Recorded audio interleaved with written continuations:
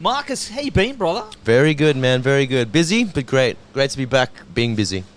When did you get back from your touring? So, what is it? Sunday today. We got back on Wednesday and then had a day off and then went straight into Knotfest Melbourne. Hectic. Yes. Busy. How was that? Because, I mean, I've seen photos and it just looked intense. Of Knotfest Melbourne? Yes. Mental.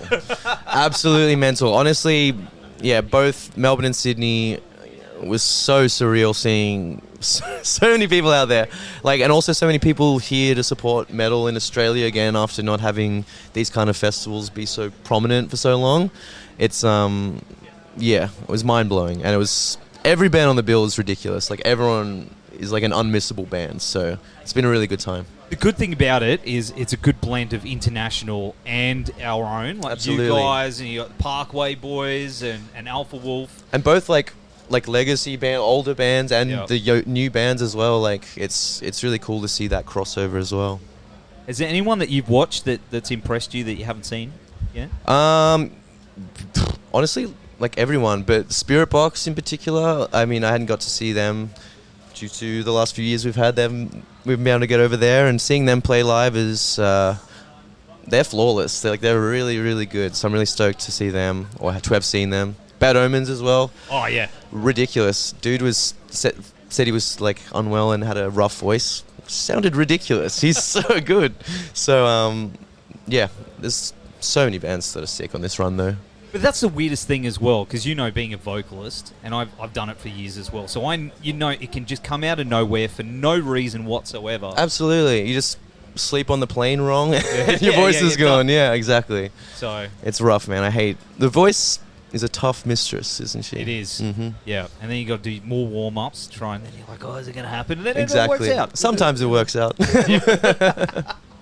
But of course, I mean, you've done amazing shows over the last year. Big stuff, and you've done some club stuff as well. Yeah. What do you prefer? What energy do you feed off the most? I mean, I have to say festivals at the moment, just because I'm on a high from Knotfest, to be honest. I think as well, because we were just in the US for so long in the cold, that was such an awesome tour.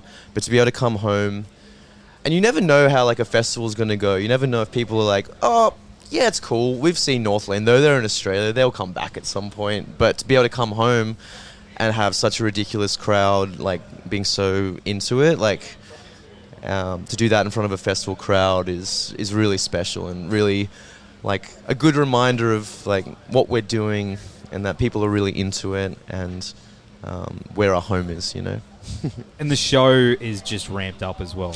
Absolutely. Man, you guys have put a lot of thought into what you're doing and Definitely. Just making sure that people are getting the best show possible and Absolutely. things they haven't seen before. I mean, where's that planning come from? Is it you guys just sort of sit down and go, hey man, I've got a crazy idea. And they're like, that's a crazy idea. We're going to do it. We're going to do it. Absolutely. Well, our guitarist and manager, Josh, he came up with a lot of these ideas, and we all kind of had some ideas for it as well. It looked a bit different initially, the stage setup we had. We were going to do platforms and stuff. We were like, it's pretty crazy.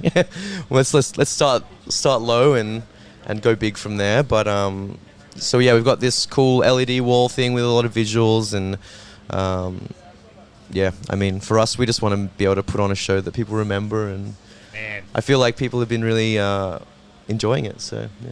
What's the limits though? Would you do? Have Van Halen had the pulley system where you're flying?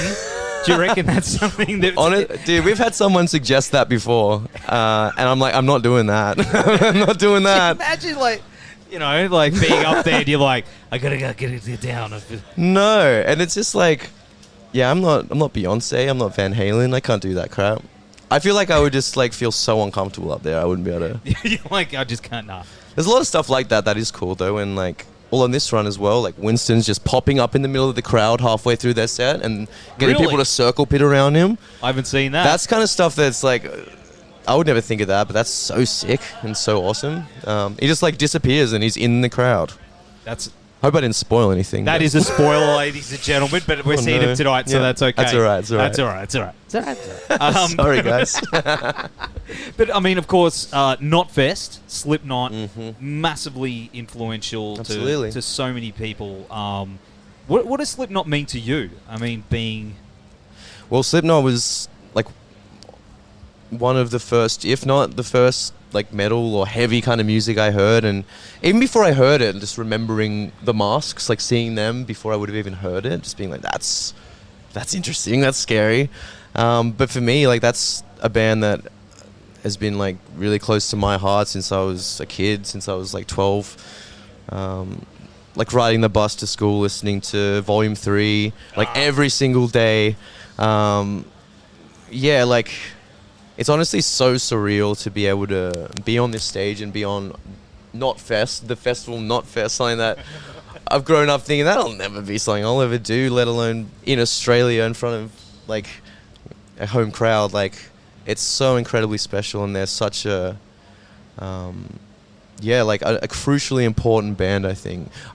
Speaking of Spirit Box, Courtney was just saying on stage, like, it's so sick for them to really be showing support to the next generation of metal and heavy music with things like this, bringing out so many young bands and Australian bands. Like, it's really cool to see that not only have they influenced so many people, but they're still pushing the future of like our style of music. So yeah, I mean, they are the kings of this thing. Like, every time I've seen them, it's like an unexplainable feeling. Like, when they start playing, you're like, I'm gonna lose my mind now. I can't help it. It's gonna happen. So yeah, like, Slipknot are honestly one of the best bands of all time. But you're becoming, or have become, that for a lot of people as well. Like, I see people online talking about you in that way. Dude. No, dude. Like, there's people that, you know, that love Northlane and love what you do and respect what you do. And I think you are pushing things forward, especially for that younger generation that's coming out now, man. I know you're like, but it's true, dude. Like, I mean, that's really cool. I guess there are, like, we do hear from people every now and then that, they've been influenced by our band. But for me, I'm still just a fan, and I still get so nervous around these people that, like, I've looked up to for most of my life. Like, like, I would not have the balls to go up and talk to Slipknot because I don't know what I'd say. I'd be so terrified. And I can't even imagine myself in that position. So, but it means a lot that people are really passionate about our music. And yeah, I don't want to discount that at all, but I just feel like an imposter in that way, because I'm just some dude, some emo kid who grew up listening to heavy music and listening to screamo and listening to metal, and I found myself playing Knotfest. So it's really surreal, man, really surreal. And not just that, like, you've got, was it Ridge Rock? Blue Ridge? Blue Ridge Rock Festival coming up. I was seeing that. That lineup is like ridiculous. Mental. Like, I feel like it keeps getting bigger every day too. They keep adding more bands. More people. It's like, stop it. It's not enough time in the day, not enough time in the year. Oh my gosh. Are you excited about that? Now that you've said it, though, I can't think of a single band who's playing, because it's literally every single band. I mean, I'm excited to go see the Sleep Token guys again. I know they're playing, and I'm also not sure what day we play either, because I'm sure there'll be band. I'm pretty sure it runs like, you'll play on a certain day, so you'll miss bands on another day. So, I mean, I'll catch Sleep Token. But right now I can't think of anyone. You're like, once I'm there, I'll be running to stages. But yeah, man, I wish I could go. I know. I was looking at it too, but I do remember I was going, man, I just wish I could be there. Absolutely. Well, that'll be our first American festival we've ever done as well. Really? So yeah, that's really, really exciting. All the festivals we've seen, like growing up as well, watching festivals online and stuff, it's like that looks insane, and the lineups they managed to pull over there are always mental. So I'm really excited to be a part of that. That's awesome. And of course, is there a new album on the way? Is there music? Yeah, we're starting to work on some new music. Yeah, early stages at the moment. You know something. Come on, it's your old mate Nev. No, it's early stages at the moment, but we are getting into it. We've got a bunch of demos. I'll probably start working on some vocal stuff after Knotfest. But yeah, we got plans for some new music this year, so keep an eye out for that. But it'll be probably later in the year. Man, so keen. Hell yeah. So keen. You heard it here first, people. Hell yes. Yeah, later in the year. Later on. But, mate, thank you so much for hanging out with us, man. It's good to see you again in person instead of a screen. It's so good not to be in front of a screen anymore, isn't it? I know, it's good. Hell yeah. I love it. But we'll be following what you're doing next, and we'll be seeing everybody very, very soon. Let's go. Let's go.